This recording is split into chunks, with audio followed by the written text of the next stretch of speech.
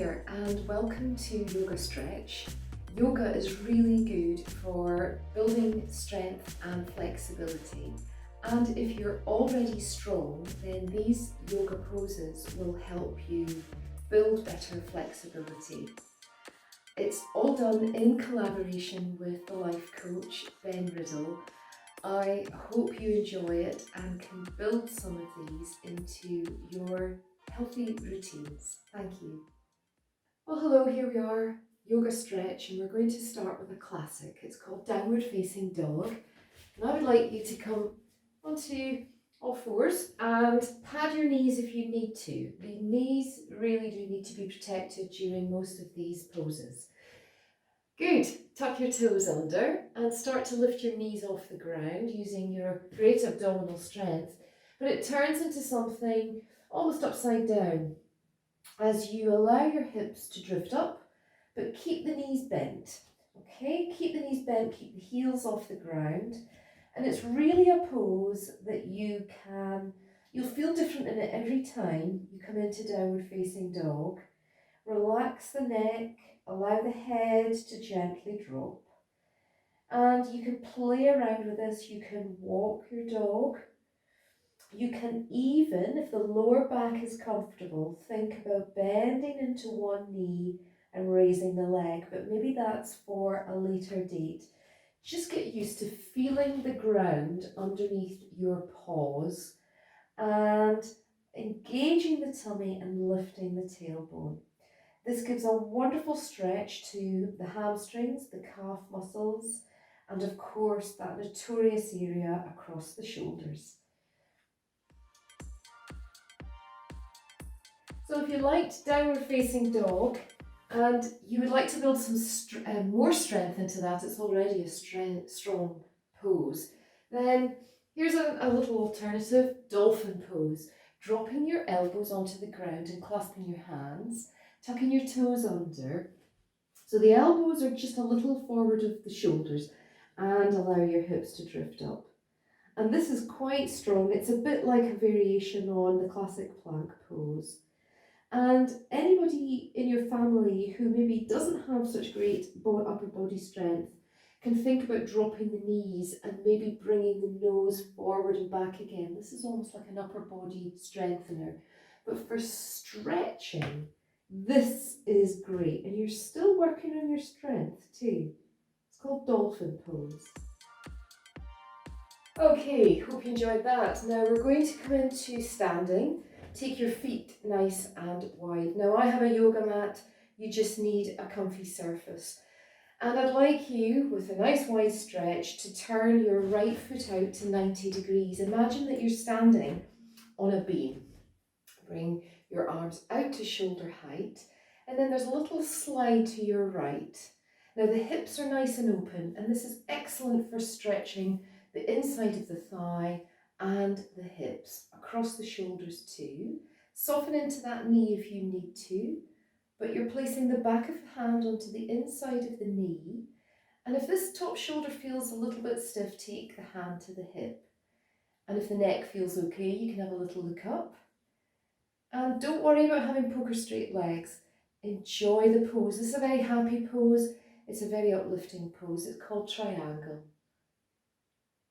We can stay here for several breaths, and I hope it's obvious that we do both sides so that we're nicely balanced.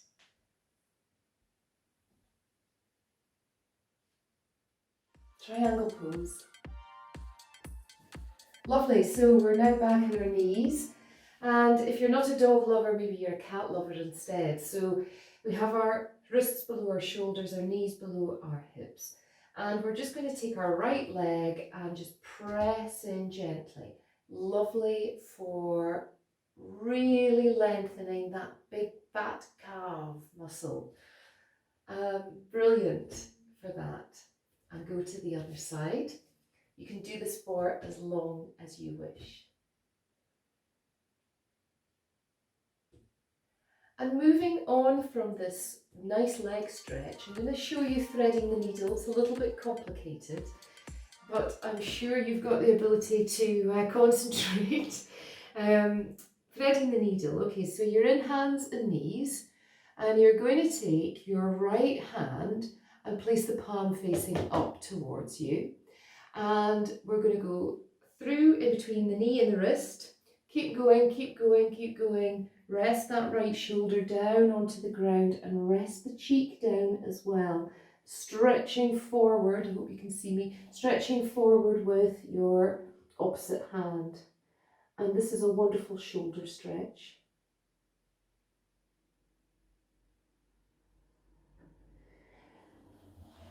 And repeating to the other side.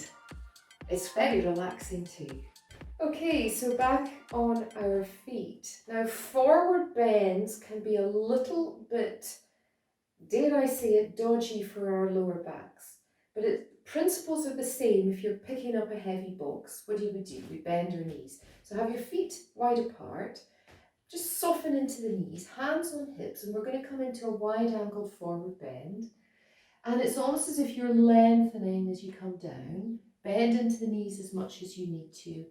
And it's not about touching our toes or the ground.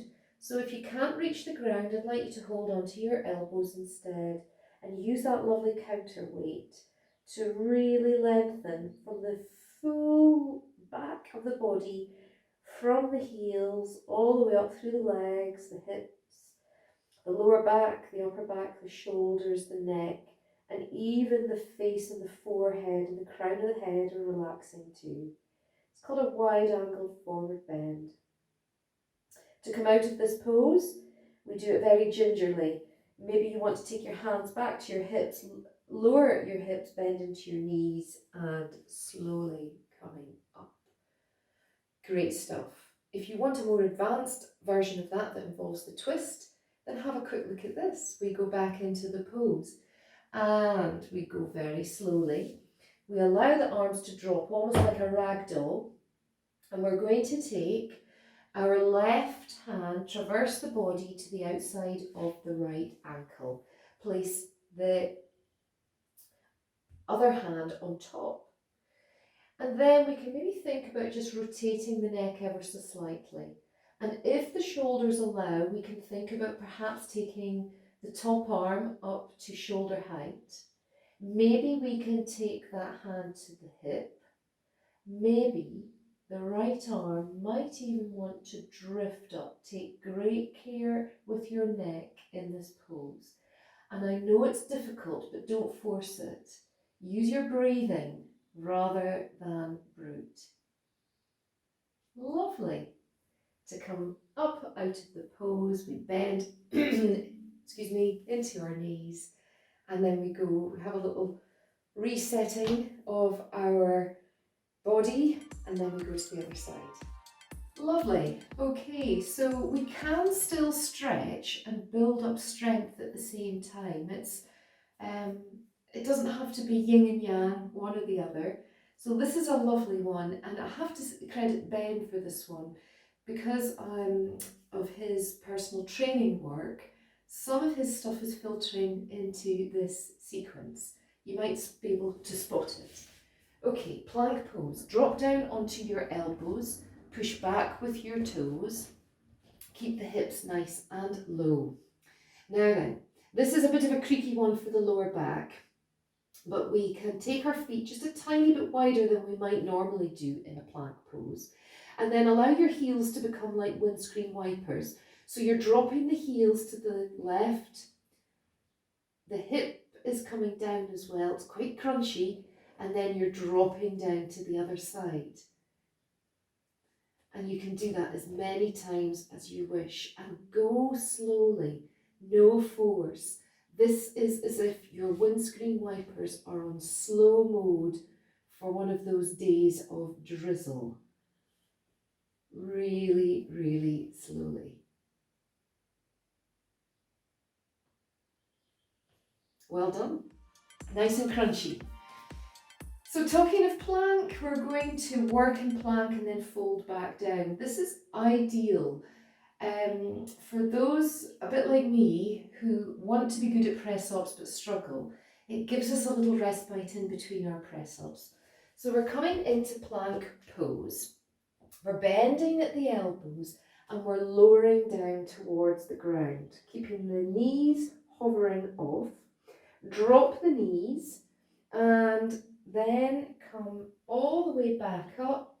Keep the hips going up and over and rest the hips back onto the heels into extended child's pose.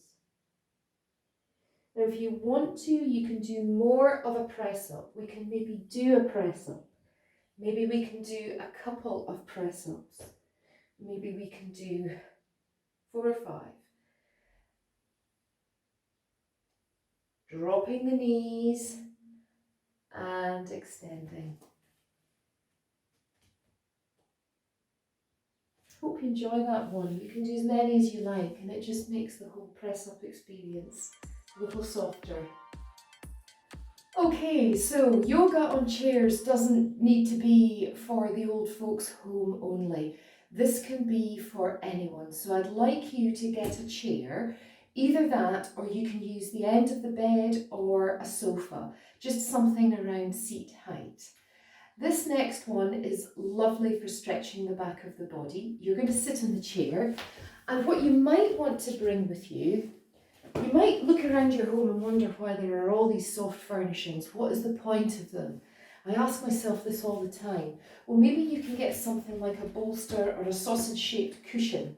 If you are a bit light on soft furnishings, something like a rolled up yoga mat is also okay. Now you don't have to have these things. These are just in case you fancy hanging out here for a bit longer. Right, okay.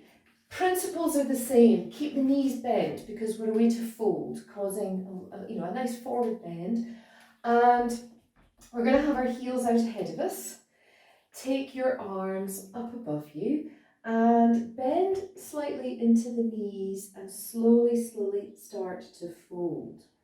Now, it's okay, we don't need to hurry, okay? We can take our time. Maybe we can plant the feet down for some support. And then over the duration of this stretch, we're looking to gradually straighten the legs, okay? Nothing rushed at all. And here's the magical ingredient that sometimes differentiates yoga from not that many actually. Most forms of exercise involve the breath. Let's not get too carried away here. But focus on particularly your out breath. We breathe in, there's a pause. We breathe out, there's a pause. So the breath is made up of 4 elements, and we can enjoy all 4, especially the exhalation. Broaden across the shoulders, quieten the mind, and stay here for as long as you wish. The other magical ingredient, you'll feel it, is gravity. So really important that we come out of this softly. Start to bend into the knees and slowly stack one vertebrae of the spine up. If you've got a chair, you might want to just have a little rotation to either side. That's always nice. Okay, so with your chair or your settee in situ, we're going to do a variation on shoulder stand. So I do need to give a little bit of a boring health warning here.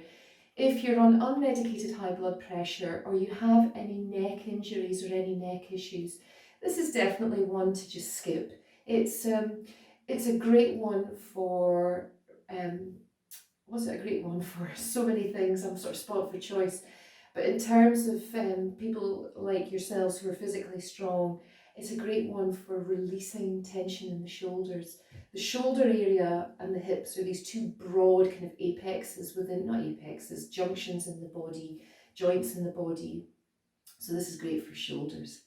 Okay, right, let's drop down onto our feet, onto our bums even, and our feet are involved because we're going to stick our feet up onto the chair. Lie down, planting the hands down onto the ground. So remember, this is maybe one to avoid if you think you've any neck injuries.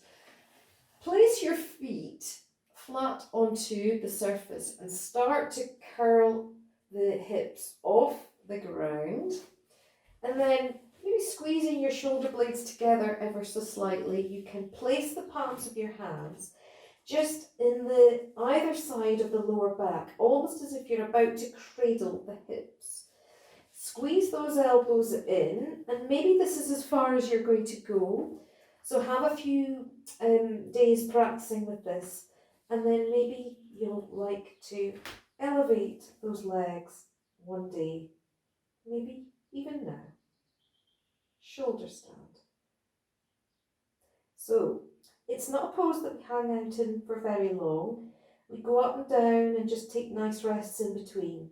Now then, to come back down, we don't want any clunking, we don't want any chairs falling over. So using control with your tummy, keeping a nice gentle hold of the pelvis, step one foot back down onto the chair, and then gradually rolling the pelvis back down. And a great idea now, if you've had a busy day, is just to hang out here for a moment or two longer. Okay, this one is really sort of for, once you've done a few of these. It's known as the plough pose. Definitely not one to do if you've got any back pain, especially neck pain. It's called, I've said that, plough pose.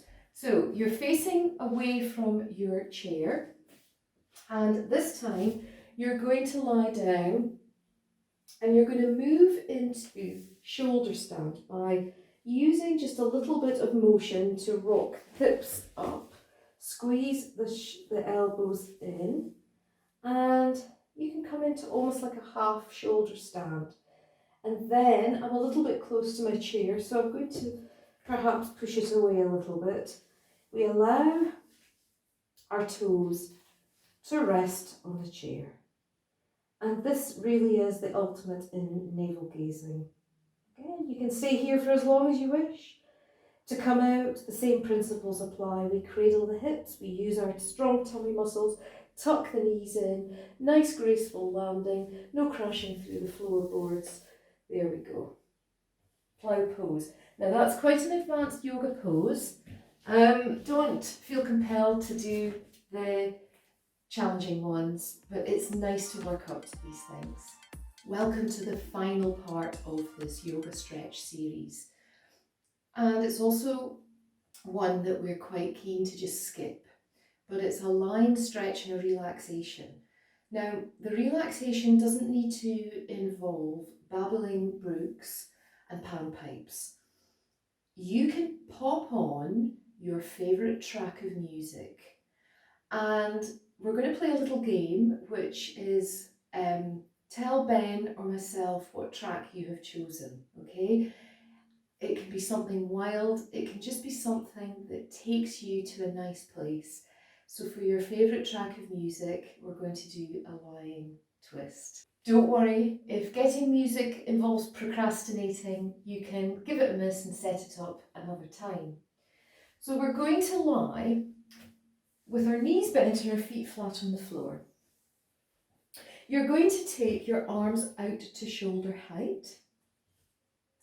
And we're going to start by just rocking the knees from side to side. Again, slow mode windscreen wipers. Draw the chin in, close the eyes if you wish. And maybe you want to just stay here on one side, turn the other cheek. Maybe you want to go up and over to the other side and turn the other way.